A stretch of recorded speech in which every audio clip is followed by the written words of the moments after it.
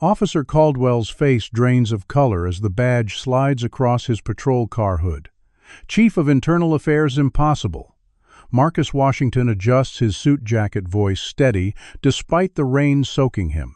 I recorded everything, officer. Your career ended 10 minutes ago. If you're shocked by this dramatic confrontation, you're about to witness how quickly power can shift when justice finally arrives. Before we dive into this incredible story of accountability, let me know where you're watching from in the comments. Hit that like button if you've ever witnessed or experienced racial profiling, and subscribe to join our community fighting for equality. Now let's rewind 24 hours to see how this life-changing confrontation began. The Chicago skyline loomed large through the window of Marcus Washington's temporary office at City Hall. At 48, Marcus carried himself with the quiet confidence of someone who had spent his entire career pursuing justice. His salt-and-pepper hair was closely cropped, his dark brown eyes missing nothing as they scanned the personnel files spread across his desk. 23 years with the FBI had taught him patience, precision, and how to spot corruption hiding in plain sight. He had just accepted what many considered a suicide mission, becoming the new Director of Internal Affairs for the Chicago Police Department, a department under federal investigation for systemic racism and brutality. The mayor herself, Camila Rodriguez, had personally recruited him after the Justice Department's scathing report revealed patterns of misconduct so deeply entrenched that outside intervention became necessary.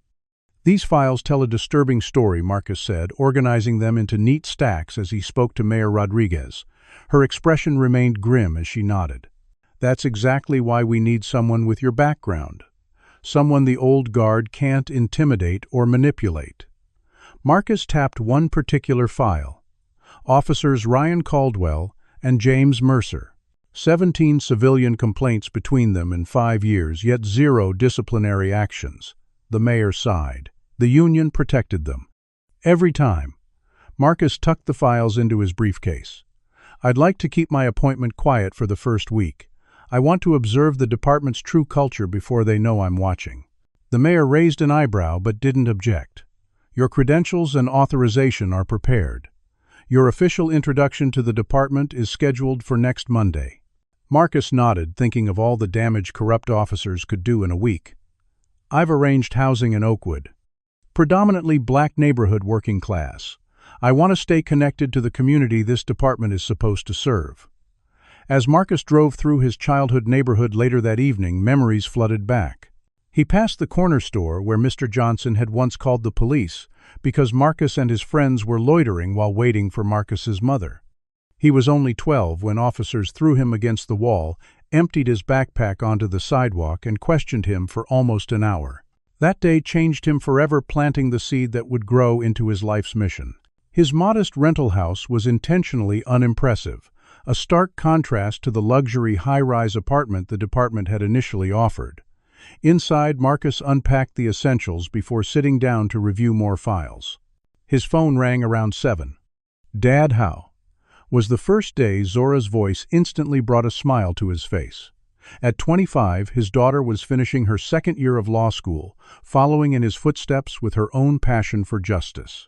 Just orientation.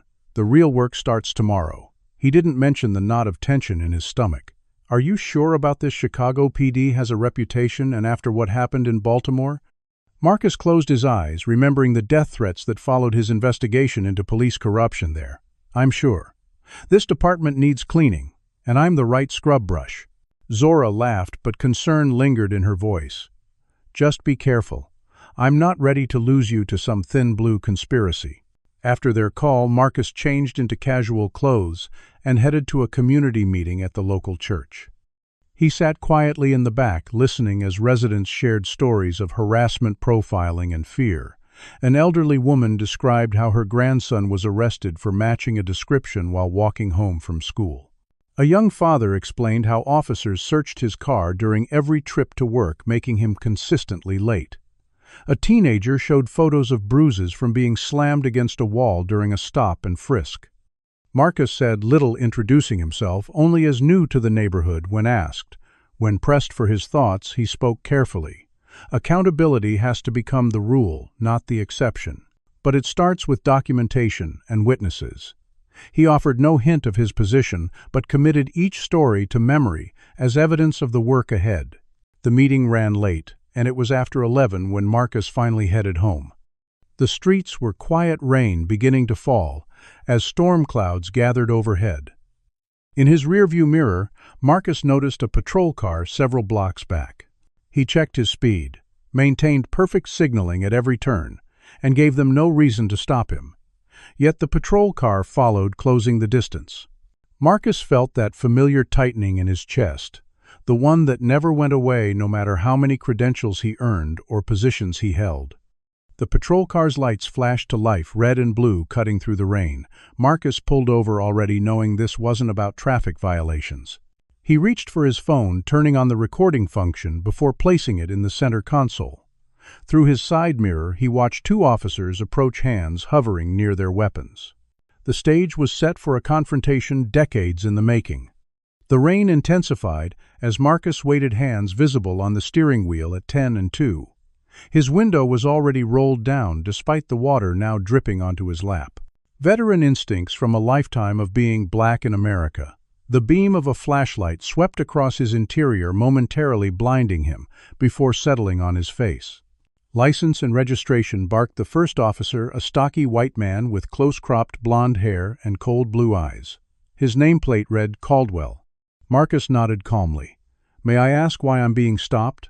"Officer Caldwell." The second officer stepped forward, taller and leaner, with a perpetual sneer. Mercer read his badge.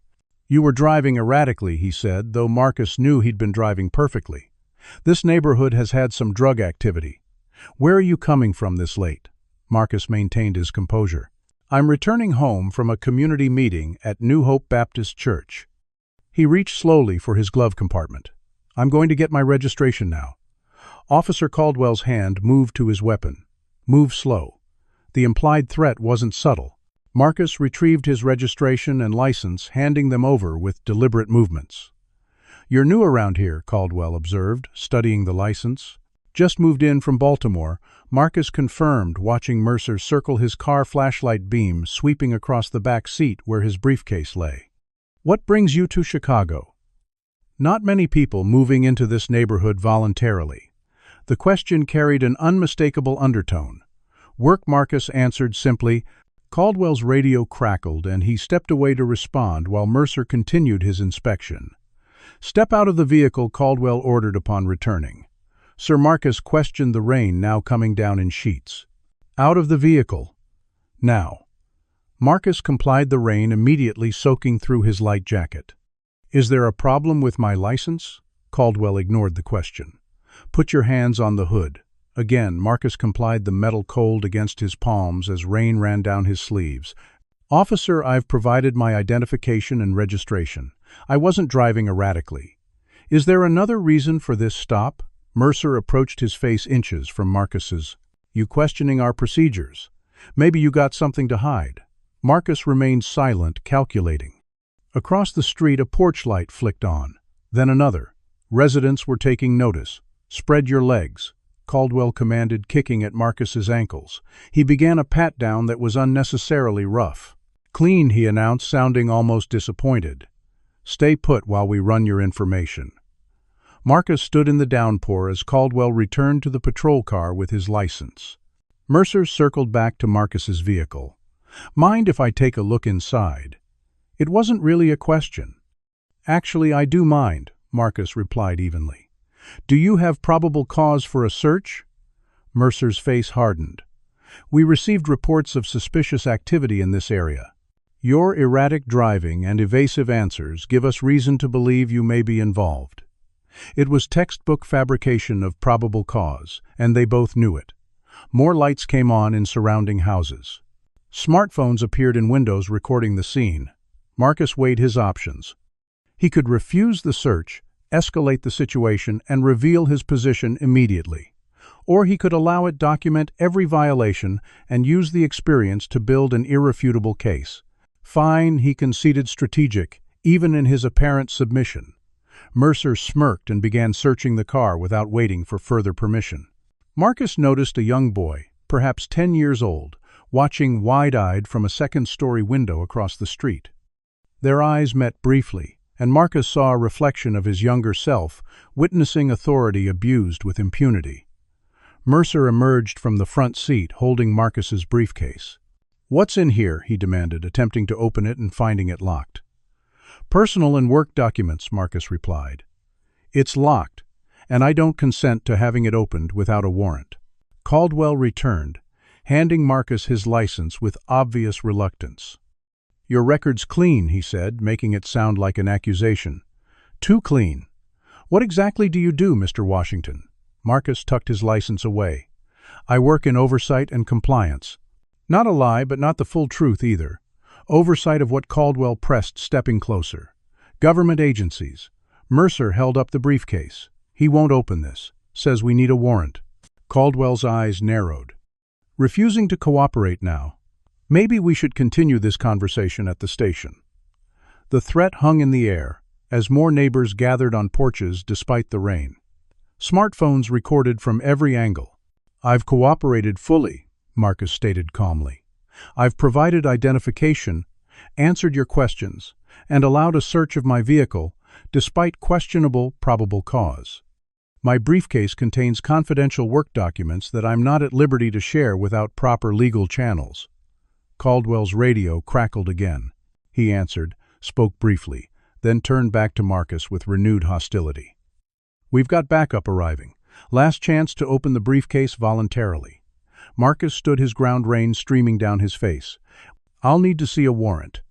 The situation was escalating exactly as he'd anticipated. Within minutes, a third patrol car arrived, its lights adding to the swirling colors reflecting off the wet pavement. A younger officer stepped out, approaching cautiously.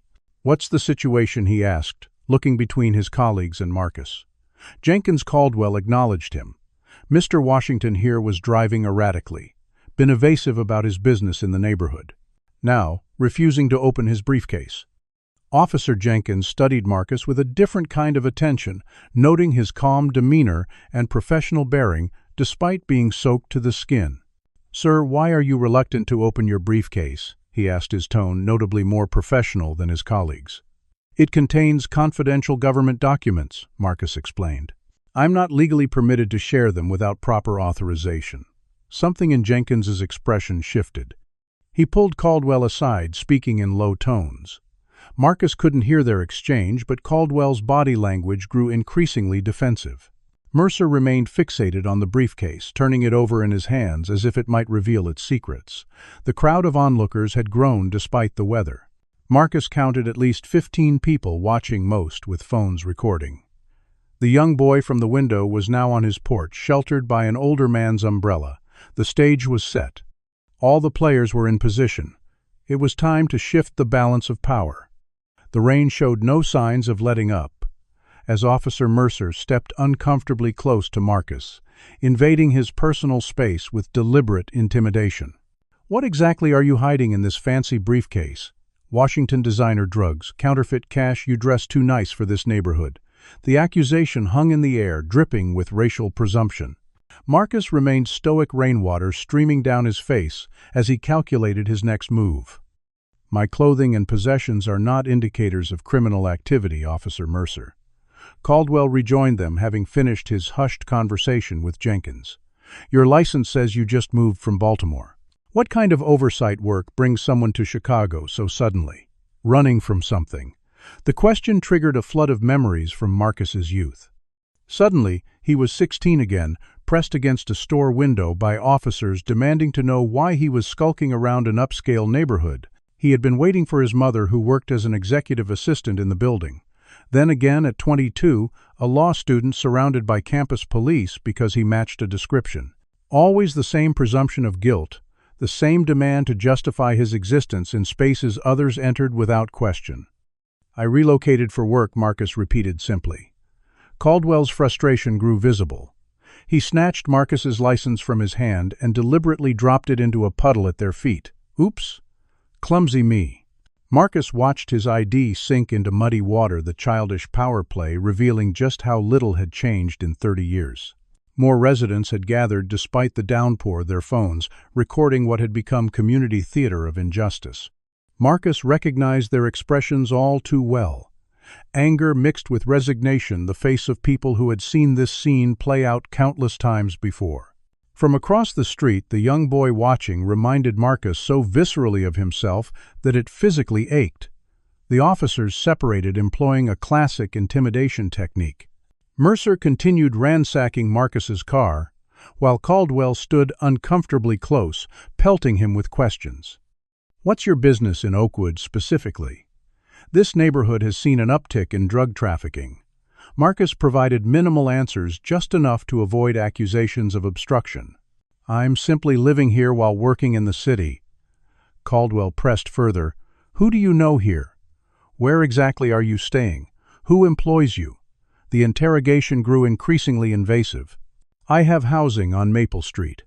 My employment details are confidential government matters."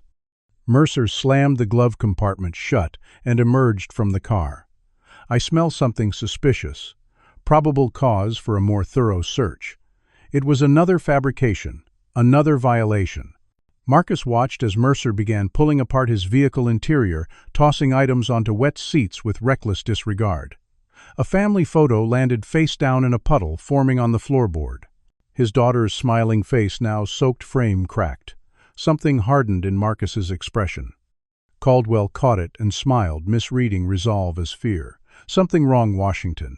Worried about what we might find." Marcus remained silent, documenting every violation in his mental catalog. This was no longer just about tonight. This was about every traffic stop that ended in humiliation, every innocent person made to feel criminal, every abuse of power that went unchallenged. Officer Jenkins stood back, increasingly uncomfortable with his colleague's behavior. Marcus noticed his hesitation, the way his eyes darted between the growing crowd and Caldwell's aggressive stance. Caldwell keyed his radio, requesting additional units for possible narcotics investigation. The call was unnecessary escalation, a show of force meant to intimidate. More lights, more officers, more spectacle. Mercer approached with Marcus's now damaged family photo. "Pretty girl. Your daughter." The implication was clear, a veiled threat targeting his family. Marcus fought to maintain his composure, though something dangerous flashed in his eyes. "Yes, she's a law student," Mercer smirked. "Law student. Following Daddy's footsteps into some government oversight job, hope nothing happens to derail that promising career." The threat wasn't subtle. Jenkins stepped forward. "Mercer, that's enough." Caldwell glared at his younger colleague. "Something wrong, Jenkins." Getting soft on suspects now, Jenkins didn't back down. "There's no suspect here. This is a traffic stop, not an interrogation." The rift between officers grew palpable as another patrol car arrived, bringing the total to 4 vehicles for one unarmed black man standing in the rain.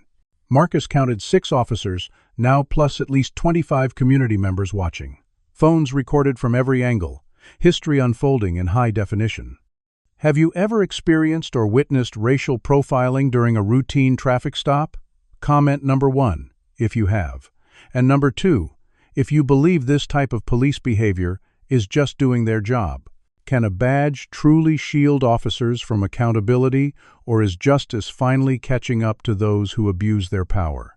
Like this video if you believe no one should face harassment based on the color of their skin, and subscribe to see more stories exposing injustice in our communities.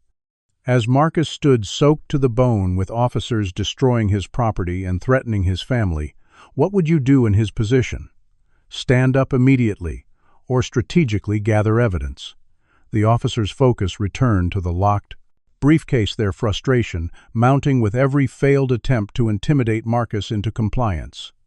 "Last chance before we take you in," Caldwell threatened, rainwater dripping from his uniform cap.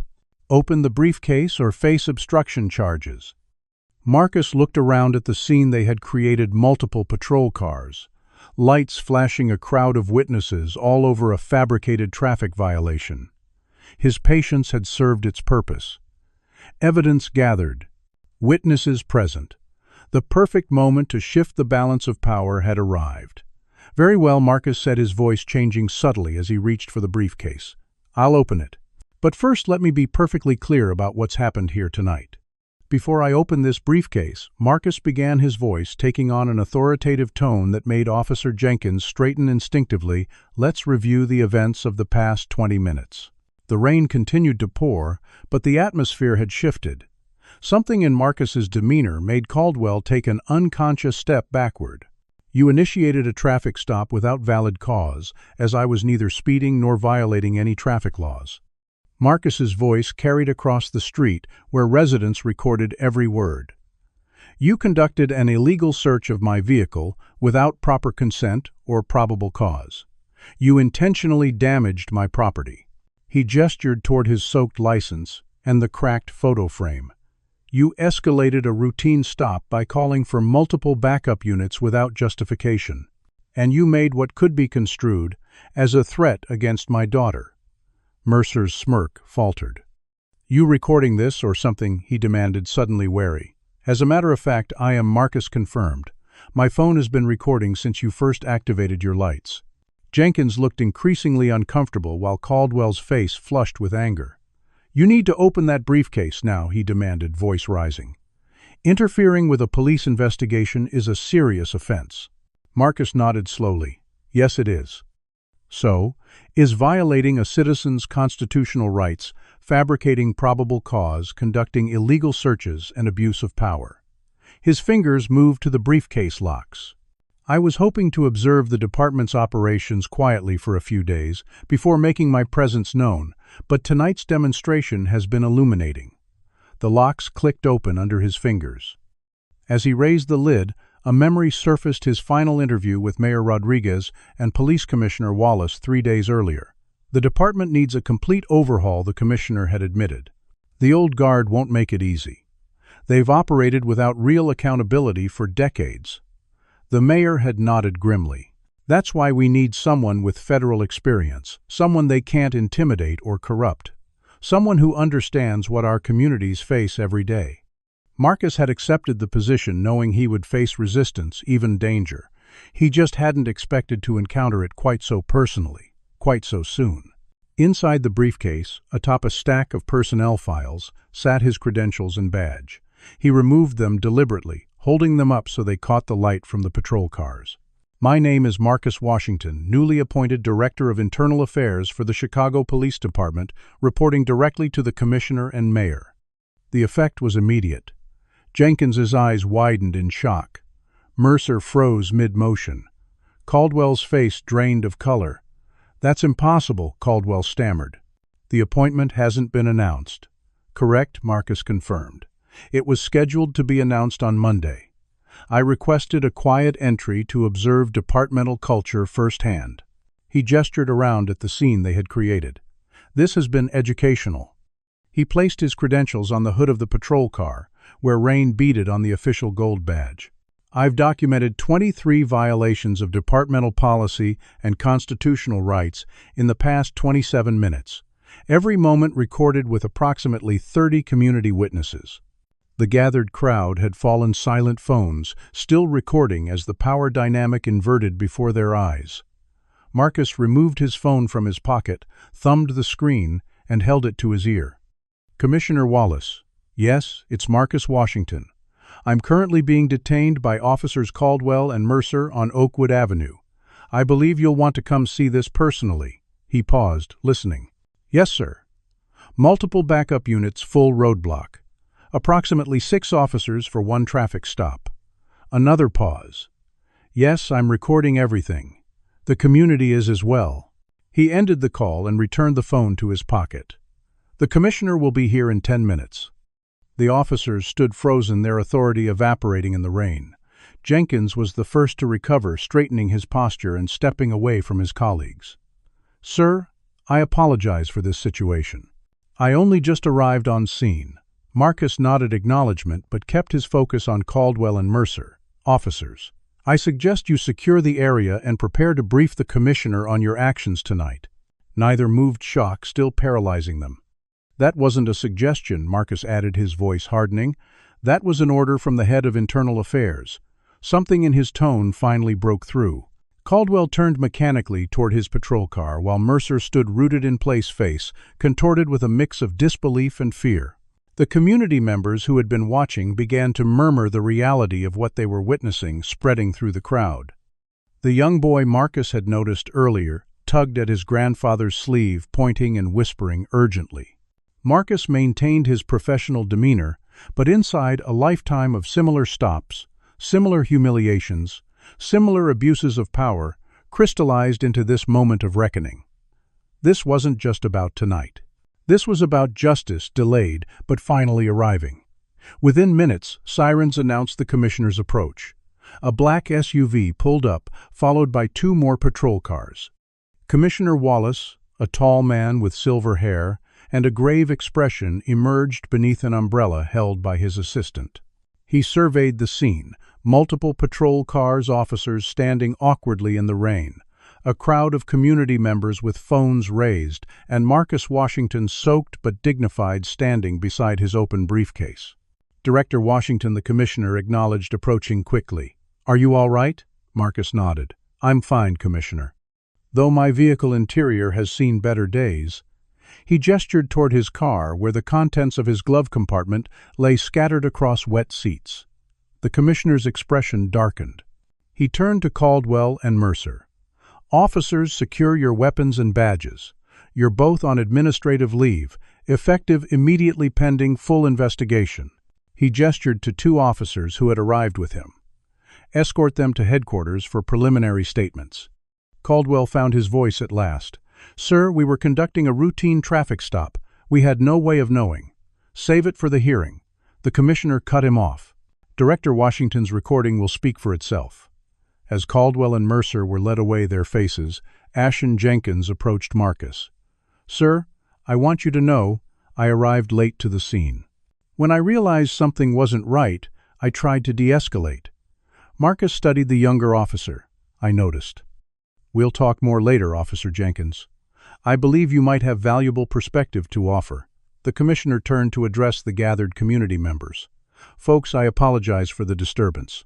I assure you this incident will be thoroughly investigated."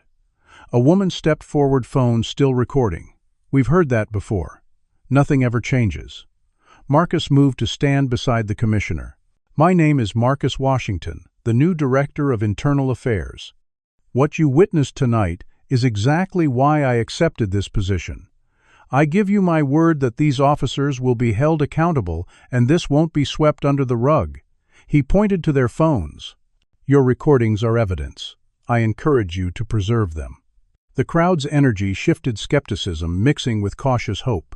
The grandfather with the young boy approached. "My grandson saw everything from his window. He's been stopped 3 times this month just walking home from school. He's 10 years old." Marcus met the boy's eyes, seeing both fear and fascination there. "Things are going to change," he promised, the words meant especially for the child. "What's your name, young man?" "Dion," the boy answered quietly. "Well, Dion, thank you for being a witness tonight. Citizens like you, who watch and record, help ensure justice is served."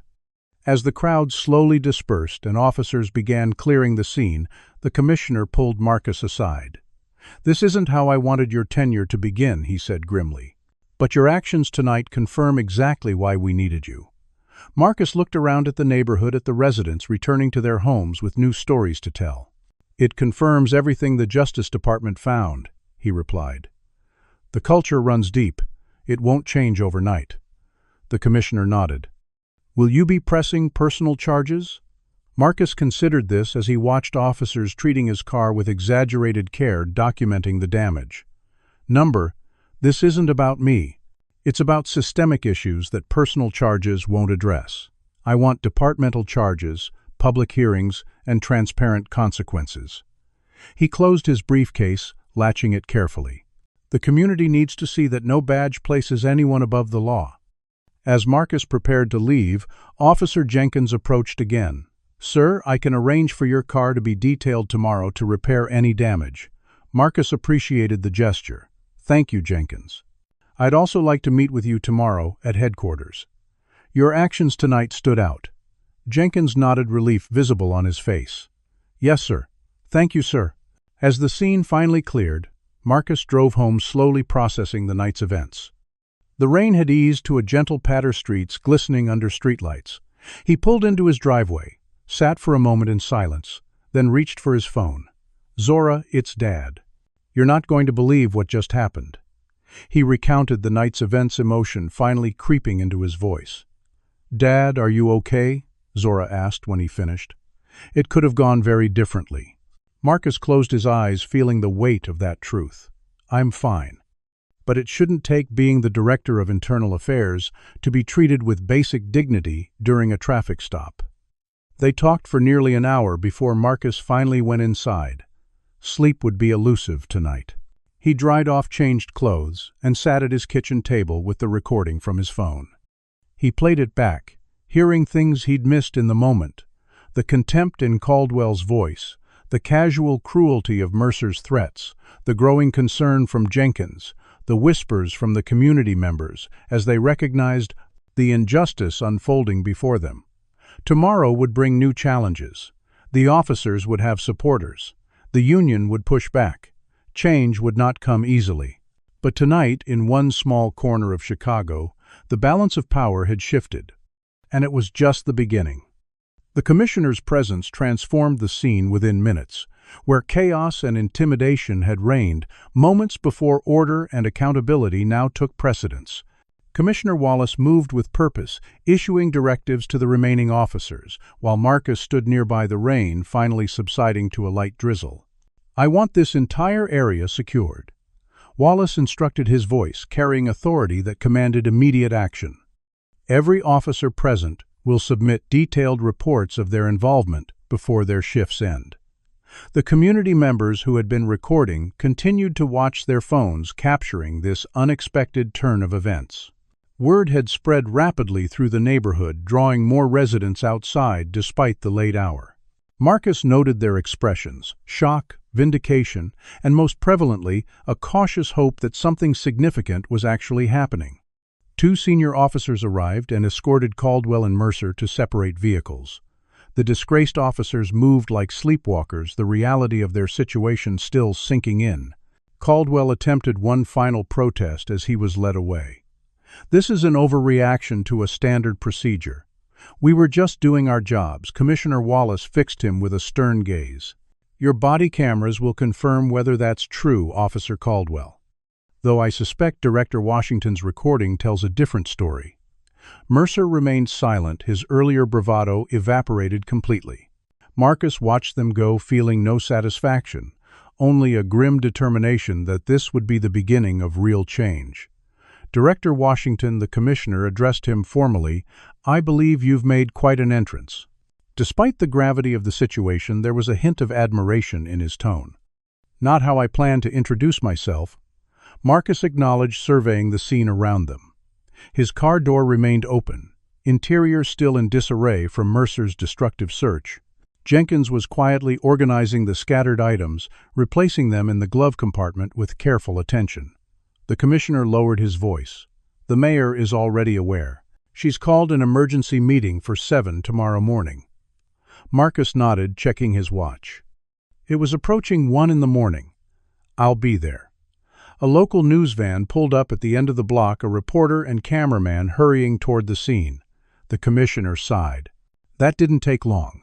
Are you prepared to make a statement?" Marcus considered this carefully. "Limited. Nothing that could compromise the integrity of the investigation." The reporter approached, microphone extended. "Commissioner Wallace, we're receiving reports of a high-ranking police official being racially profiled by officers. Can you confirm these allegations?" The commissioner turned to Marcus, deferring to his judgment. Marcus stepped forward. "My name is Marcus Washington, newly appointed Director of Internal Affairs for the Chicago Police Department. I can confirm that an incident occurred tonight that will be thoroughly investigated according to departmental policies and constitutional standards." The reporter pressed for details. "Were you personally subjected to racial profiling?" Director Washington. Marcus maintained his professional demeanor. "I will not comment on specifics while the investigation is active.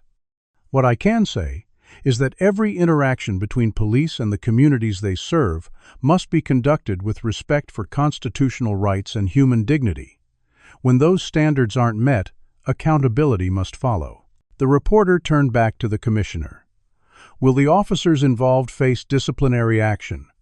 Commissioner Wallace nodded firmly. 2 officers have been placed on immediate administrative leave, pending investigation. I want to assure the public that this matter will be handled with complete transparency. The brief interview concluded, and the news crew moved to gather statements from community witnesses. Marcus turned to the commissioner. We need to speak privately. They moved toward the commissioner's SUV, away from the remaining activity. Once inside the vehicle, Marcus's professional facade shifted slightly, allowing the commissioner to see the genuine concern beneath. What happened tonight confirms everything the Justice Department report found, he said quietly. These weren't rookie officers making mistakes. These were veterans who believed they were untouchable. The commissioner's expression was grave. Caldwell has 12 years on the force. Mercer 9. Both have histories of civilian complaints that were systematically buried. Marcus nodded. I reviewed their files yesterday. 17 complaints between them, all dismissed or ruled unfounded. Tonight they demonstrated exactly why those numbers are so high. The commissioner rubbed his temples. The union will fight this. They always do. Let them. Marcus replied with quiet determination. Every second of that stop is recorded from multiple angles. Let them try to defend the indefensible in public. They discussed logistics for several more minutes before Marcus returned to his vehicle. Jenkins had finished organizing the interior and stood at attention as Marcus approached. Your vehicle is secured, sir. I've documented all damaged items for the official report. Marcus thanked him. I meant what I said earlier, Officer Jenkins. I noticed your discomfort with your colleagues' actions. That speaks to your character. Jenkins hesitated before responding. Those officers don't represent all of us, sir. Some of us actually want to serve our communities properly. Marcus studied the younger officer thoughtfully. We'll talk more tomorrow. I'd like to hear your perspective on departmental culture. With the scene finally clearing, Marcus prepared to leave. The commissioner approached once more. A security detail will follow you home. Standard procedure for officials after incidents. Marcus started to object, then reconsidered. Thank you, Commissioner. The remaining officers treated Marcus with exaggerated deference as he departed, their behavior a stark contrast to the contempt shown earlier by Caldwell and Mercer. The community members watched his departure with mixed expressions, many nodding respectfully, others still processing the dramatic power shift they had witnessed. Marcus drove home slowly, hyper-aware of the patrol car following at a discreet distance. The adrenaline was finally wearing off, leaving him drained but clear-headed. His phone rang through the car speakers. Director Washington, he answered professionally, unsure who might be calling at this hour. It's Mayor Rodriguez. Are you all right? Her voice carried genuine concern. I'm fine, Mayor. Headed home now. The commissioner briefed me. This is exactly why we needed someone with your background, someone who understands firsthand what our communities experience. Marcus gripped the steering wheel tighter. It shouldn't take being the Director of Internal Affairs to be treated with basic dignity during a traffic stop. The mayor was quiet for a moment. No, it shouldn't. But your experience tonight gives us leverage to push through reforms that might otherwise face more resistance. They arranged to meet before the emergency meeting, and Marcus continued his journey home. Arriving at his modest rental house, Marcus noticed lights on in several neighboring homes despite the late hour. News traveled fast in communities accustomed to monitoring police activity as a matter of survival. He entered his home, securing the door behind him. The security detail parked discreetly across the street. Inside, Marcus finally allowed himself to process the emotional weight of the evening. He removed his soaked clothes, took a hot shower, and changed into dry garments. In his kitchen, he made a cup of tea and sat at the table reviewing the recording on his phone. The audio was crystal clear, documenting every violation, every thinly veiled threat, every fabricated claim used to justify the escalating harassment. He forwarded copies to his secure email and to the commissioner, ensuring the evidence was preserved in multiple locations. Around 2:30, he called Zora, despite the late hour. She answered immediately. "Dad, are you okay? What's wrong?" Marcus realized she would assume an emergency given the time. "I'm fine, sweetheart. Something happened tonight that couldn't wait until morning. He recounted the traffic stop, the officer's behavior, and the revelation of his position. As he spoke, the professional facade fell away completely, allowing his daughter to hear the lingering tension and controlled anger in his voice. "Oh my God," Dad, Zora breathed when he finished. "If you hadn't been who you are?" She didn't complete the thought. She didn't need to. They both knew how differently such stops often ended for black men without badges or authority. "It could have been anyone in this neighborhood," Marcus said quietly. "That's why I'm here. Why this position matters." Zora was silent for a moment. "Are you safe? Those officers must have connections." Marcus glanced toward his window where he could see the security detail outside. "The department's taking precautions, but this isn't about me. It's about changing a system." They talked for nearly an hour, the conversation drifting from the immediate incident to broader issues of justice and reform. By the time they said goodnight, dawn was approaching. Marcus managed a few hours of restless sleep before his alarm sounded at 6. He dressed carefully in a charcoal suit, white shirt, and navy tie, professional armor for the day ahead. Before leaving, he stood at his window, observing the neighborhood coming to life in the early morning light. Children waited at bus stops. Parents left for work, an ordinary day beginning. Except it wasn't ordinary. The events of last night had already changed things. As if confirming this thought, Marcus noticed people pointing toward his security detail, conversations pausing as neighbors connected the dots. His phone buzzed with a text from the Commissioner news cycle already running with the story. "Prepare for attention." Marcus took a deep breath, straightening his tie. Yesterday he had been just another black man vulnerable to profiling and harassment. Today he stepped into the role that would allow him to address the systemic issues behind that vulnerability. He opened his door and walked to his car, nodding respectfully to neighbors who watched with new awareness. The real work was just beginning. The Chicago Police Headquarters buzzed with unusual tension as Marcus Washington walked through the front entrance at precisely 8:15 the morning after the traffic stop. The emergency meeting with the mayor and commissioner had concluded, resulting in a clear mandate: use this incident as a catalyst for departmental transformation. Officers and administrative staff fell silent as Marcus passed his security detail, flanking him discreetly. Word had spread throughout the ranks overnight, and the viral video from multiple community members' phones had already reached hundreds of thousands of views. The building itself seemed to hold its breath, awaiting the aftershocks of last night's seismic shift.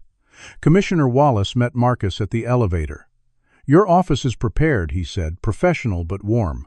"The precinct captains are assembled in the conference room." Marcus nodded, mentally preparing for his first official introduction to the department leadership. "How many?" "All 23, the commissioner replied. "Some came voluntarily, others were ordered." The implication was clear: the room would contain both allies and adversaries. The conference room fell silent as Marcus entered. 23 captains, representing every precinct in the city, sat around a massive table. Some faces showed open curiosity, others careful neutrality, and a few displayed barely concealed hostility. Commissioner Wallace made the formal introduction. "Captains, this is Marcus Washington, our new Director of Internal Affairs." Director Washington comes to us with 23 years of experience at the FBI, specializing in police accountability and constitutional compliance.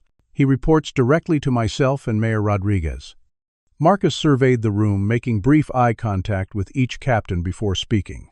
"Thank you, Commissioner. I intended to meet you all under different circumstances, but last night's events have accelerated our timeline." He activated the display screen behind him, showing a still image from the traffic stop. "By now, you've likely seen the videos circulating online. What you may not know is that this wasn't a random encounter.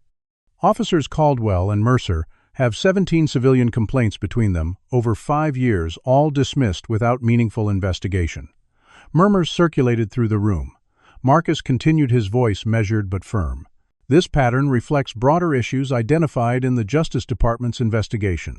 My appointment is part of the city's response to that report, and my mandate is clear: transform the culture of this department from within." Captain Rodriguez from the 7th Precinct spoke first. With all due respect, Director Washington officers make split-second decisions in difficult situations. A few seconds of video doesn't tell the whole story. Marcus met his gaze directly. I agree, Captain. That's why I allowed the encounter to continue for 27 minutes, documenting 23 separate violations of departmental policy and constitutional rights. The complete recording has been provided to the Commissioner. Another captain leaned forward. Some might suggest you set those officers up by not identifying yourself immediately. Anticipating this criticism, Marcus responded calmly. I identified myself as a government official working in oversight. I provided valid identification. I cooperated with all lawful requests. At no point did officers ask about my specific position. He paused. More importantly, no citizen should need special credentials to be treated with basic dignity and have their rights respected. The room shifted uncomfortably. Captain Chen from the 3rd Precinct raised her hand. What changes should we expect, Director Washington? This was the opening Marcus had been waiting for. Effective immediately, every complaint filed against an officer will receive thorough, impartial investigation. No exceptions. Additionally, I'm establishing a civilian oversight committee to work alongside internal affairs, ensuring transparency. He moved to the next slide, displaying statistics from the Justice Department report. Officers with multiple complaints will undergo immediate review.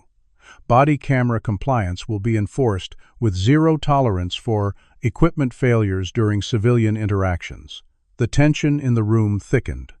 Captain Williams from the 15th Precinct, known for its particularly troubled community relations, spoke up. The union won't accept these changes without a fight. Marcus nodded acknowledgement. I'm meeting with union representatives this afternoon. But let me be clear, this isn't a negotiation. This is accountability that's long overdue. The meeting continued for another hour, with Marcus outlining specific reforms and addressing questions and concerns. As captains filed out afterward, the divisions were clear. Some lingered to speak privately, with Marcus expressing cautious support. Others left immediately, faces set in rigid disapproval. Commissioner Wallace remained behind. You've stirred the hornet's nest, he observed. Marcus gathered his materials. It needed stirring. Back in his new office, Marcus found Officer Jenkins waiting. Their scheduled meeting would provide valuable insight into departmental dynamics from a ground-level perspective. Jenkins stood as Marcus entered. Director Washington, thank you for meeting with me. Marcus gestured for him to sit. Officer Jenkins, your actions last night stood out. Tell me, how long have you worked with Caldwell and Mercer? Jenkins shifted uncomfortably. 3 months, sir. I was transferred to their unit from the 9th Precinct.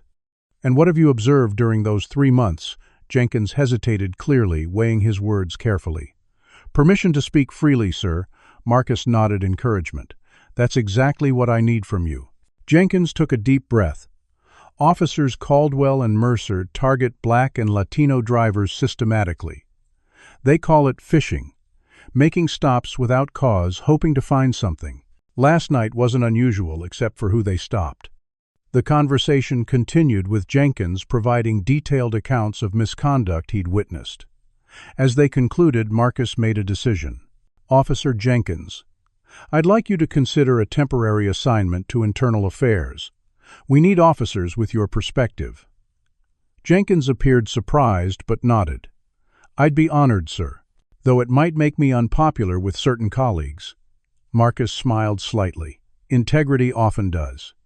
By noon, Marcus had established a secure online reporting system for officers to anonymously document misconduct they'd witnessed. By 2, 3 reports had already arrived, each detailing concerning patterns similar to what Jenkins had described. The afternoon brought the anticipated meeting with union representatives.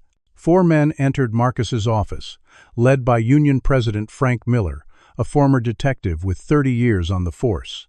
His handshake was deliberately firm, his smile not reaching his eyes. Director Washington, quite an entrance you've made. Marcus gestured for them to sit. Not one I planned, Mr. Miller, but perhaps one this department needed. Miller's expression hardened. We're here to discuss officers Caldwell and Mercer. The union believes they've been treated unfairly based on an isolated incident. Marcus leaned forward. 17 civilian complaints in 5 years suggests this was anything but isolated, Mr. Miller. The union lawyer David Stein interjected. Those complaints were investigated and dismissed according to proper procedures. Were they, Marcus questioned, sliding a folder across the desk, or were they systematically buried? This report shows that 97% of complaints against your members never receive meaningful investigation. The meeting grew increasingly tense, as Marcus refused to budge on his position that the officers would face full accountability. Miller finally leaned forward, voice lowered.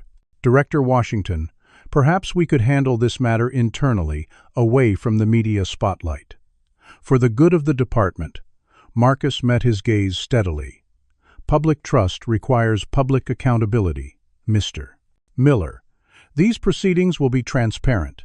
As the union representatives left their displeasure, evident Marcus's phone rang. It was his daughter. Dad, I just saw the videos online. They're everywhere. Marcus moved to his window, looking out at the city. How bad? Mixed reactions. Most people are shocked at how those officers behaved, but there's a counter-narrative forming that you somehow tricked or trapped them. Marcus had anticipated this. Truth will prevail, Zora. The full recordings make that clear. After they hung up, Marcus received an alert about a press conference being organized by Caldwell and Mercer's attorney Richard Hayes, a notorious defender of officers accused of misconduct. Turning on the office television, Marcus watched as Hayes spun the narrative. These dedicated officers were conducting a routine traffic stop when they were deliberately misled by an individual who concealed his position to create a gotcha moment. This was a setup, plain and simple. Have you noticed how quickly the narrative shifts when power dynamics change? Comment number 1. If you believe police should treat everyone with the same respect regardless of their position. Or number 2, if you think this kind of accountability is unfair to officers. Would our justice system function differently if more people in power experienced what marginalized communities face daily? Like this video if you believe transparency is essential for rebuilding trust between police and communities.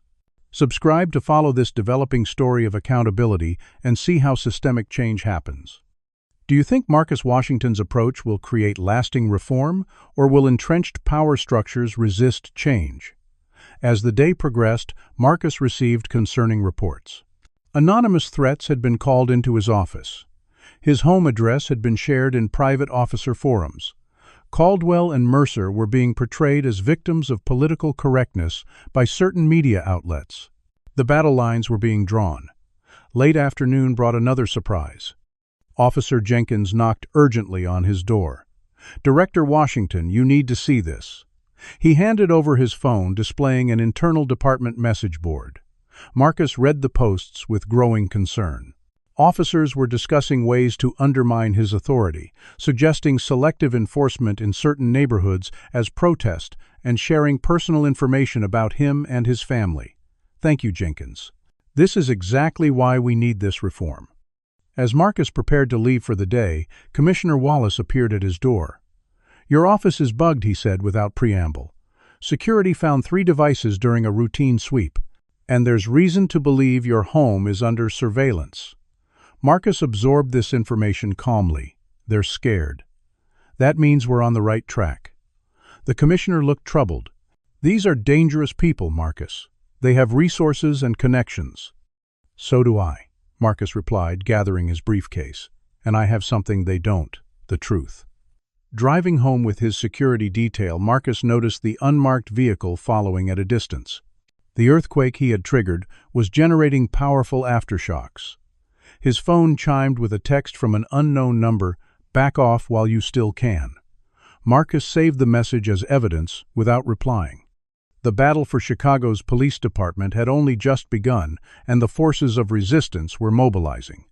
But so were the agents of change. 3 more officers had come forward with testimonies supporting his reforms. Community leaders had called requesting meetings. Mayor Rodriguez had pledged her full support in a press conference. As Marcus arrived home, he noticed new security cameras installed by his detail. The street seemed unusually quiet, neighbors, watching from windows but not approaching. The invisible lines had been drawn.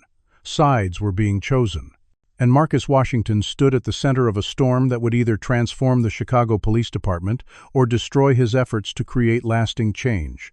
The choice was no longer his alone. Marcus's security detail confirmed his suspicions the following morning. His home had indeed been under surveillance overnight. 2 unmarked vehicles had circled the block repeatedly, stopping briefly across the street before continuing their patrol. Photographs taken by his security team revealed the drivers to be off-duty officers from precincts aligned with Caldwell and Mercer. The intimidation was escalating from virtual to physical, from anonymous to overt. Despite this, Marcus maintained his routine, determined not to show any sign of intimidation. He reviewed reports in his kitchen while waiting for his coffee to brew, mentally preparing for another day of confrontation and resistance. A text from Zora provided a momentary bright spot. "Proud of you, Dad. Stay safe. Love you." Her support meant everything, especially as the professional became increasingly personal. The morning news showed dueling narratives forming around the incident. Community organizations praised Marcus's approach to accountability, while police advocacy groups questioned his methods and motives. Mayor Rodriguez had issued a strong statement of support, reiterating the city's commitment to reform. Marcus drove to headquarters with heightened awareness, noting a motorcycle that maintained consistent distance behind his security detail. At the office, he found Officer Jenkins waiting with concerning news. "Sir, there's been unusual activity overnight. Several officers accessed your personnel file without authorization. IT flagged it this morning." Marcus nodded, unsurprised. "They're looking for vulnerabilities, anything they can use against me." Jenkins hesitated before continuing. "There's more. Officers Caldwell and Mercer were seen meeting with Captain Williams from the 15th and several other high-ranking officers known for resisting oversight. This was expected but troubling. The opposition was organizing, forming alliances across ranks. Marcus spent the morning reviewing civilian complaints filed over the past year, identifying patterns that suggested systemic rather than isolated issues. By noon, he had compiled a list of 27 officers with multiple complaints showing disturbing similarities to Caldwell and Mercer's behavior. He was deep in this analysis when his phone rang. The caller ID showed Zora's number. "Hi, sweetheart, how's class today?" The silence on the other end immediately raised his concern. Zora. Her voice, when she finally spoke, was shaken. "Dad, someone broke into my apartment." Marcus straightened, instantly alert. "Are you hurt? Where are you now?" "I'm okay. I wasn't home. My neighbor called me." She paused, her breathing unsteady. "Dad, they didn't take anything valuable. My laptop and jewelry are still here. But they spray-painted racial slurs on my walls. And they left a note, 'Tell your father to back off.'" Marcus's blood ran cold. The threat had extended to his daughter, crossing a line he hadn't anticipated so quickly. "Zora, pack a bag. I'm sending someone to bring you to Chicago immediately." Despite her initial protests, Zora agreed when Marcus explained the escalating situation. He made arrangements for a trusted former FBI colleague to escort her, then called Commissioner Wallace to inform him of this development. The commissioner's response was immediate. "This crosses every line, Marcus. I'm assigning additional security for both of you and launching an investigation into who accessed your personal information." By late afternoon, evidence had emerged connecting Caldwell and Mercer to a broader network of officers involved in systematic misconduct. Anonymous tips through Marcus's new reporting system revealed coordinated efforts to target specific neighborhoods and demographics, falsify reports, and cover for officers who violated policies. The corruption ran deeper than even the Justice Department report had suggested. Marcus was reviewing this evidence when Officer Jenkins knocked urgently on his door. "Sir, we just received word that your home has been broken into." Security footage showed 2 men in hoodies forcing entry through a back door. Unlike Zora's apartment, they made no attempt to hide their actions, deliberately damaging property before departing. Marcus watched the footage with a calm that belied his inner turmoil. "They're escalating, trying to force a reaction," he observed. "We need to document everything without engaging directly." Officer Jenkins nodded. "The security team secured your house, sir. But," he hesitated, They reported that while nothing valuable was taken, family photographs were specifically targeted. Frames broken, photos damaged.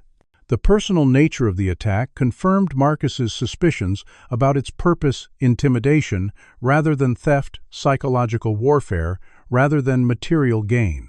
As the day progressed, a young officer named Rodriguez approached Marcus discreetly in the hallway. "Sir, you should know there's talk among certain officers, plans to ensure you fail. Some are discussing deliberate slowdowns in response times in neighborhoods that have been vocal about supporting you." Marcus thanked him for the information, adding another piece to the growing puzzle of resistance. By evening, with Zora's flight landing in 2 hours, Marcus made arrangements to relocate both of them to a secure hotel rather than returning to his compromised home. As he prepared to leave the office, his phone rang with an unexpected caller: Jackson Reynolds, president of the Oakwood Neighborhood Association, where Marcus had been stopped. "Director Washington, our community, is organizing a support rally tomorrow evening. After seeing what happened to you, dozens of residents have come forward with similar stories about those same officers. We want to show solidarity with your reforms." The call provided a much-needed reminder of why this fight mattered beyond personal or professional vindication. "Thank you, Mr. Reynolds. That means more than you know." National media had picked up the story by now, with major networks requesting interviews and think pieces analyzing the implications for police reform nationwide. Marcus declined all interview requests, focusing instead on the work at hand and the safety of his family. At the airport, Marcus embraced Zora, tightly, seeing in her eyes the strain of the past 24 hours. "I'm so sorry you've been dragged into this," he said as they walked to the waiting car, security personnel flanking them discreetly. Zora squared her shoulders, so much like him in her determination. "I was already in this fight, Dad, long before they vandalized my apartment." At the hotel, with security stationed outside their adjoining rooms, Zora finally shared details she had withheld over the phone. "It's not just the apartment, Dad. I've been receiving threats at school, too. Anonymous notes in my mailbox. Comments during class discussions." She showed him her phone, displaying messages from unknown numbers with explicit threats. It started the day after the video went viral. Marcus felt a familiar weight settle in his chest. The same weight he'd carried when Zora experienced racism in elementary school, when she was followed by security in stores, as a teenager, when she was passed over for opportunities in college despite superior qualifications. The weight of a black parent watching their child navigate a world designed to undermine them. "We could step back," he said, quietly, giving voice to the thought that had haunted him all day. "I could delegate the most controversial reforms, take a less public role." Zora's expression hardened. "Is that what you taught me? To retreat when threatened?" She placed her hand over his. "You've spent your entire career fighting for accountability. You can't stop now when it's most important." Her words crystallized his resolve. The personal costs were mounting, but the cost of surrender would be immeasurably greater. Later that night, unable to sleep, Marcus reviewed security footage from his home break-in again, studying the intruders' movements for clues to their identity. A notification alerted him to breaking news. The Oakwood neighborhood rally had swelled beyond expectations, with hundreds gathering despite the late hour.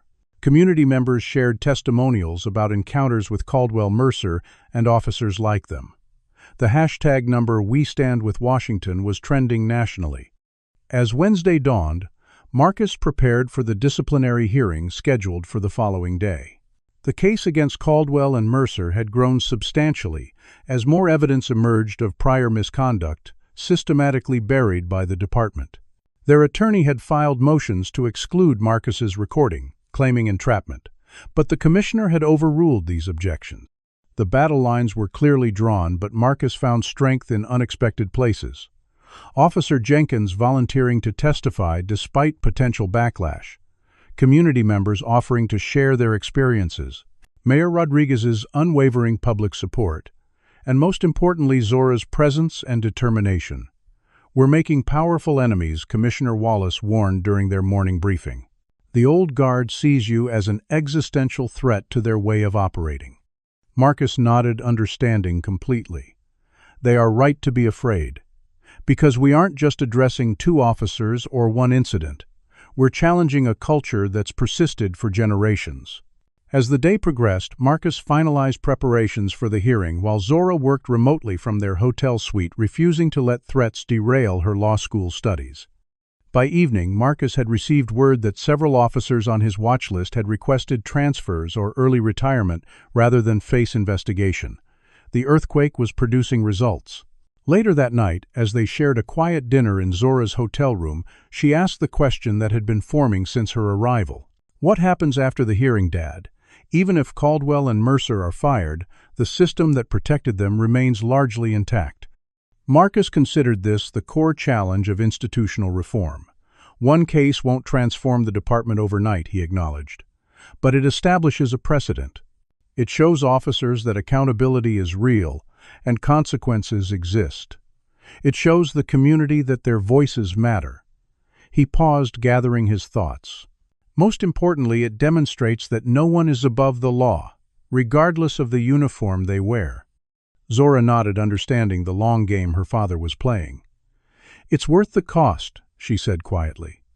Even with everything that's happened, Marcus reached across the table, taking his daughter's hand. "We're facing resistance because what we're doing matters. If it didn't threaten the status quo, they wouldn't be fighting so hard against it." As they prepared for the critical hearing the next day, Marcus received one final text message from an unknown number. "Tomorrow changes nothing. We'll still be here long after you're gone." He showed it to his security detail without comment, adding it to the growing file of evidence. The message was meant to intimidate, but it only strengthened his resolve. Tomorrow would indeed change things. Perhaps not everything, but enough to begin the long process of transformation. The personal costs had been high and would likely grow higher, but as Marcus looked at his daughter continuing her studies, despite threats and vandalism, he knew with absolute certainty that the fight was worth every sacrifice. The disciplinary hearing for officers Caldwell and Mercer began at 9 sharp in the Central Administrative Building of the Chicago Police Department. The room was divided literally and figuratively. Supporters of the officers clustered on the left side, including fellow officers in uniform and plain clothes, while community members and reform advocates filled the right. In the center sat the 5-member disciplinary board, composed of 3 senior officers and 2 civilian appointees. Marcus arrived with Commissioner Wallace, both flanked by security. Zora had insisted on attending, despite Marcus's concerns, taking a seat in the second row behind her father. She wore a tailored suit, every inch the future attorney, her expression composed, despite the hostile glares from the officers' supporters. Richard Hayes, attorney for Caldwell and Mercer, made his opening statement with practiced confidence. "What we have before us today is not a case of misconduct, but a deliberately orchestrated trap. Director Washington intentionally concealed his position to provoke a reaction he could use to advance a political agenda against the hard-working officers of this department. The strategy was predictable, but potentially effective. Paint Marcus as a manipulative outsider with an anti-police bias, rather than address the actual conduct captured on video. Marcus's presentation began with methodical precision. "I will present evidence today, demonstrating that officers Caldwell and Mercer engaged in a pattern of misconduct that predates my arrival in Chicago and continued through our encounter last week." He activated the display screen, showing the complete video of the traffic stop from his phone recording. The room fell silent as the officers' voices filled the space, their contemptuous tone and racial undertones impossible to ignore in this formal setting. When the video concluded, Marcus continued, "This was not an isolated incident. These officers have 17 prior civilian complaints showing remarkably similar patterns of behavior." He displayed a chart tracking complaints against both officers over 5 years, highlighting the consistent dismissal of all charges without meaningful investigation. Hayes objected immediately. "These prior complaints are irrelevant to the current proceedings and were all dismissed through proper channels." The board chair, Captain Eleanor Rivera, overruled him. "The pattern of behavior is relevant to establishing whether this incident represents an anomaly or a continuation of concerning conduct." Marcus then called his first witness, Officer Jenkins. Despite visible nervousness, Jenkins testified clearly about his observations working with Caldwell and Mercer. They specifically targeted Black and Latino drivers, referring to certain neighborhoods as hunting grounds. They had a practice they called fishing, making stops without legitimate cause, hoping to find something during the interaction. Hayes's cross-examination was aggressive. Officer Jenkins, isn't it true that you're currently assigned to Director Washington's internal affairs team, that your career advancement now depends on his favor? Jenkins remained steady. I requested transfer to internal affairs after witnessing misconduct I couldn't in good conscience ignore. My career would have been easier if I'd stayed silent. The morning proceeded with additional witnesses, including 3 civilians who had filed previous complaints against the officers. Their testimonies revealed disturbing similarities: pretextual stops escalation, without cause racially charged comments and threats of consequences for those who resisted or complained. Throughout these testimonies, Caldwell and Mercer sat stone-faced, occasionally whispering to their attorney, but showing no visible reaction to the accusations. The afternoon brought a surprise witness, retired Captain Thomas Griffin, who had supervised both officers early in their careers. His testimony visibly shocked the officers' supporters. "I reported concerns about these officers' conduct 5 years ago," Griffin stated firmly. "They demonstrated concerning patterns in their interactions with minority residents. My reports were repeatedly buried by higher-ranking officials who told me these officers had protection from above." Hayes objected strenuously. Captain Griffin left the department under a cloud of his own misconduct allegations.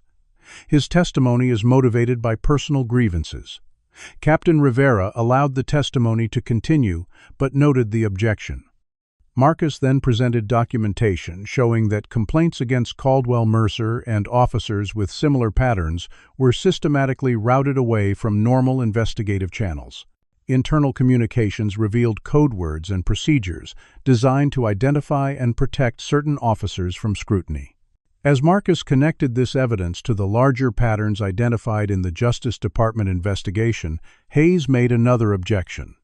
Director Washington is attempting to try the entire department, rather than focusing on the specific incident involving his traffic stop.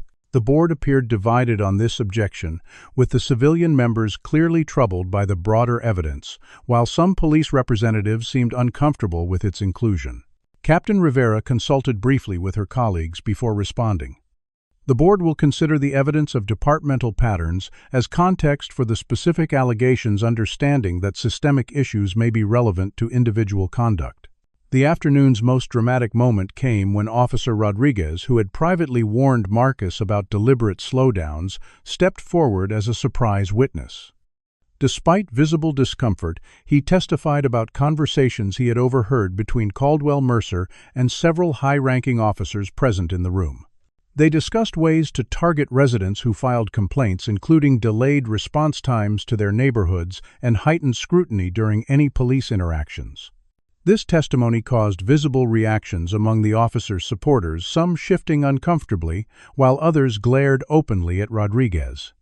Hayes attempted to discredit him as an opportunist seeking favor with the new administration, but Rodriguez's sincerity was compelling.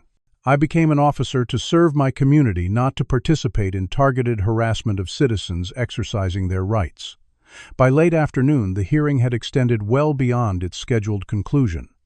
Marcus presented his final evidence, body cam footage from 3 prior incidents involving Caldwell and Mercer, footage that had supposedly been deleted but was recovered by IT specialists. The footage showed encounters with Black and Latino drivers that mirrored Marcus's experience, fabricated reasons for stops, escalating intimidation, and clear constitutional violations. This footage was marked as equipment malfunction in official records, Marcus explained.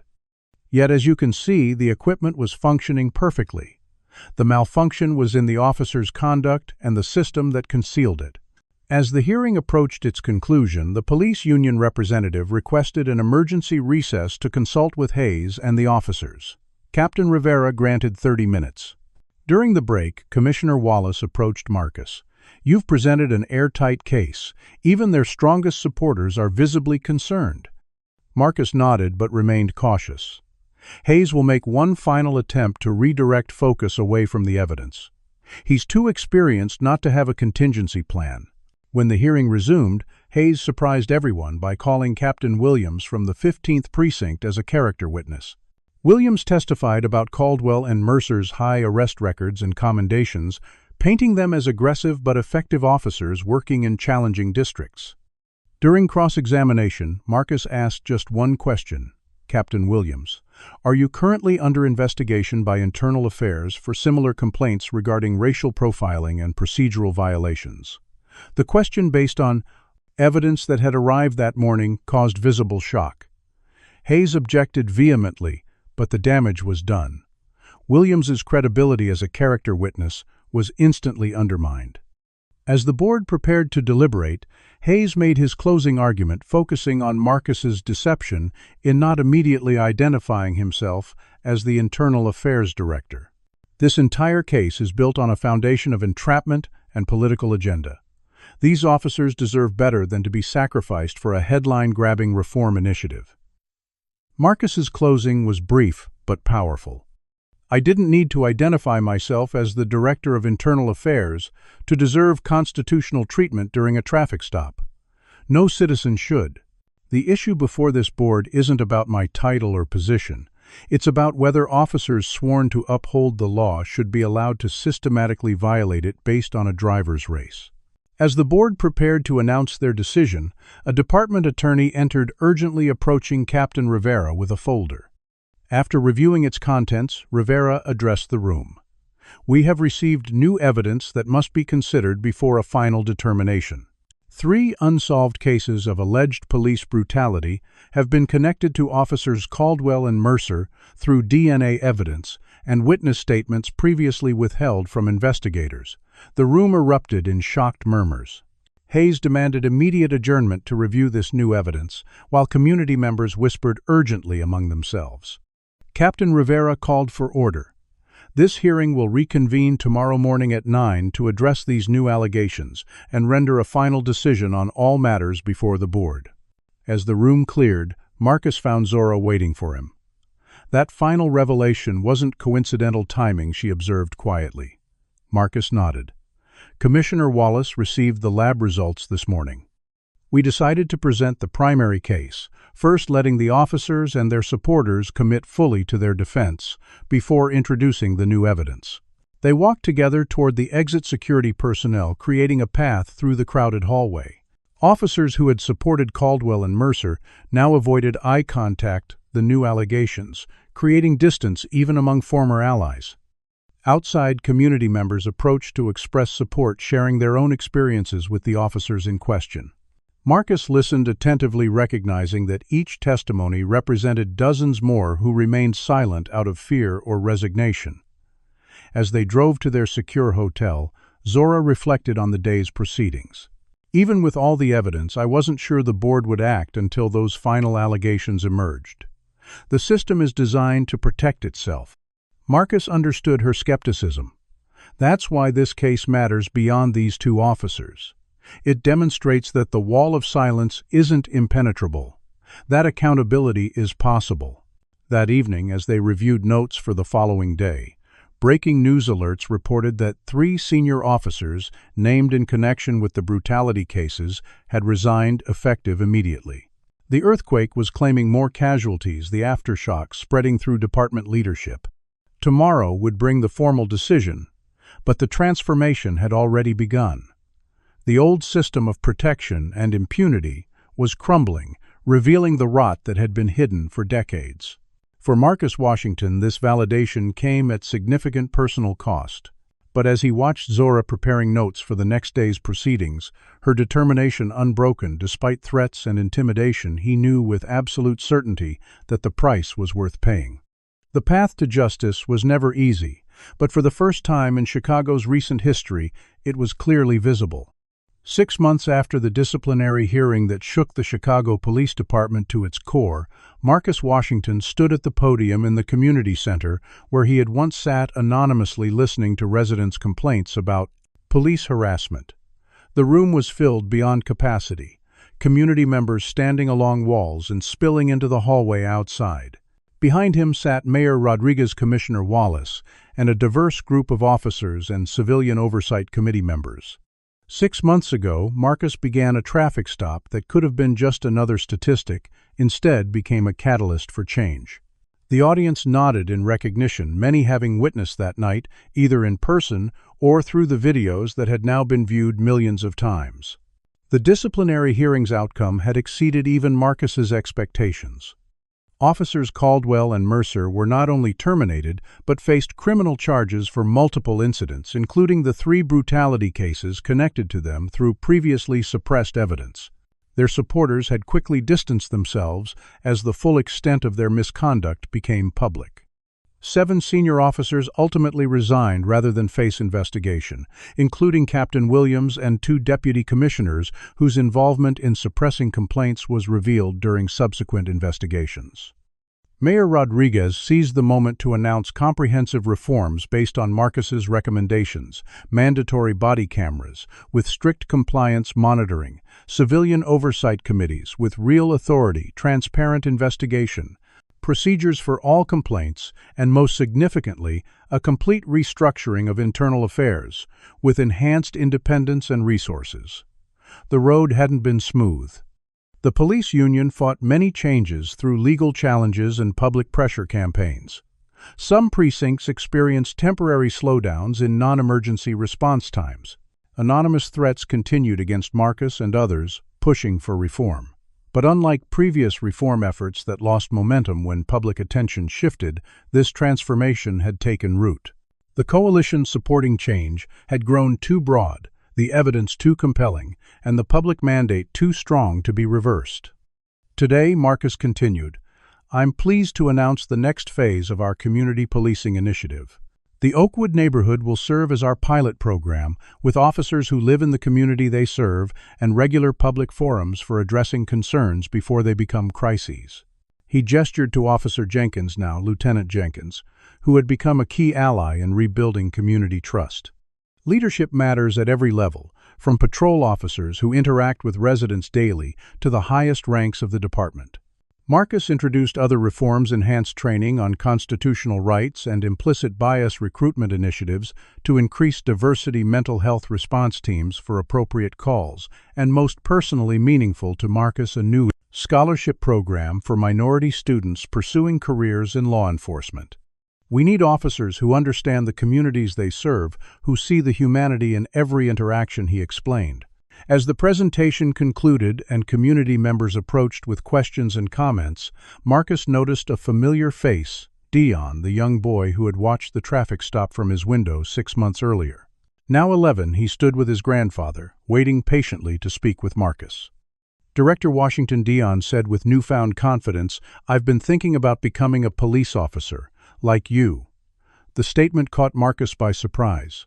"I'm not an officer, Dion. I oversee them." Dion nodded seriously. "I know, but you make sure they do the right thing." "That's what I want to do too." The moment perfectly encapsulated why Marcus had accepted this challenging position: to create a system worthy of young people's aspirations rather than their fear. Later that day, Marcus met with a group of new recruits to the restructured Internal Affairs Division. Officer Rodriguez was among them, having requested transfer despite the lingering stigma attached to the department by some colleagues. "Your work here will often be thankless," Marcus told them honestly. "You'll face resistance from those who prefer the old ways. But you'll also help build a department that serves justice rather than simply enforcing law." The training program he had developed included scenarios based on real incidents, including his own traffic stop, now required viewing for every officer in the department. Though Marcus had received national recognition for his reforms, including profiles in major publications and invitations to consult with other cities facing similar challenges, he remained focused on Chicago's transformation. The work was far from complete. Entrenched cultures didn't change overnight, and resistance continued from those invested in the status quo. But the principles of accountability and transparency were now firmly established in departmental policy and increasingly in practice. That evening, Marcus drove to the intersection where he had been stopped 6 months earlier. From a distance, he watched as a patrol car pulled over a vehicle for a legitimate traffic violation. The officer approached respectfully, explained the reason for the stop clearly, and conducted the interaction with professional courtesy. No backup called no escalation, no harassment. The driver, a young black man, received a warning and continued on his way without the humiliation or fear that had characterized such encounters for generations. It was a small moment unremarkable in what should be normal police work, but to Marcus it represented the beginning of transformation. His phone rang as he prepared to drive away. "Dad, where are you?"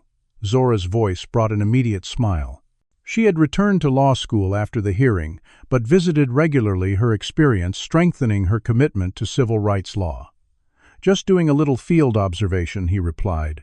"How's the constitutional law paper coming?" They chatted easily, the bond between them strengthened by their shared experience, standing against intimidation. As they concluded the call, Zora turned serious for a moment. "You know what I realized today? That traffic stop was terrible, but without it, all these changes might never have happened. Sometimes it takes a catalyst to start real change." Marcus considered this as he drove home, streets glistening from a light rain reminiscent of that fateful night. One traffic stop hadn't solved Chicago's policing problems. Racial bias, abuse of power, and resistance to accountability remained challenges to be addressed daily. But that single encounter had created an opening for transformation that might otherwise have taken years to achieve. In his rear-view mirror, Marcus caught sight of a patrol car several blocks back. 6 months ago, such a sight would have triggered immediate tension, the familiar tightening in his chest that came from a lifetime of potential threats. Tonight he felt something different, cautious hope that the officer behind the wheel had been trained under new standards, operated under new expectations, and would serve the community with respect regardless of who they encountered. The journey toward justice was far from complete. But it had begun in earnest, catalyzed by one night when power dynamics shifted unexpectedly, exposing the fragile foundation of authority without accountability. What happened during that traffic stop when a calm, professional black man revealed himself as the new head of internal affairs? Has racial profiling affected you or someone you know? Comment below to share your experiences or thoughts on police accountability. If you believe in the importance of transparency and equal treatment under the law, please like this video and subscribe to our channel for more stories about justice and systemic change. Share this with someone who needs to understand the impact of racial profiling and the possibility of meaningful reform. Thank you for watching this journey from injustice to accountability. Remember that lasting change begins with individuals willing to stand up for what's right, even when it comes at personal cost. This story powerfully illustrates how accountability can transform broken systems when someone with both authority and first-hand experience challenges the status quo. Marcus Washington's strategic decision to experience racial profiling directly, rather than simply reading reports, created irrefutable evidence that couldn't be dismissed. It demonstrates that meaningful change requires both documentation and witnesses. One person's word is rarely enough against established power structures. The story also reveals how institutions protect themselves through layers of complicity, with misconduct surviving, because good people remain silent out of fear or career preservation. Most importantly, it shows that change isn't instantaneous, but requires sustained effort through formal channels, community engagement, and policy reform. No single victory guarantees lasting transformation. We see how those benefiting from corrupt systems will fight viciously to maintain their advantage, often targeting reformers personally when they can't challenge the evidence. Finally, it reminds us that power dynamics can shift dramatically when those assumed to be powerless reveal unexpected authority. True justice demands that everyone receive equal treatment under the law, regardless of position. That Marcus shouldn't have needed his director credentials to be treated with basic dignity, just as no citizen should face harassment based on their appearance or neighborhood. Have you ever witnessed someone abuse their authority only to face unexpected consequences when they misjudged the situation? What would you have done in Marcus's position? Reveal your identity immediately, or document the full extent of the disservice. Misconduct. Has racial profiling touched your life or the lives of people you care about? Share your thoughts in the comments below. If you believe everyone deserves equal treatment regardless of race or status, please hit that like button to help spread this important message. Subscribe to our channel for more powerful stories that expose injustice and celebrate those brave enough to fight systemic discrimination. Don't keep this story to yourself. Share it with friends and family who need to understand these realities, or who might be inspired by Marcus's strategic approach to creating meaningful change. Thank you for joining us in this conversation about accountability, justice, and the ongoing work of building a more equitable society. Remember, true change happens when we refuse to accept the unacceptable, document what others deny, and stand firm, even when facing powerful resistance.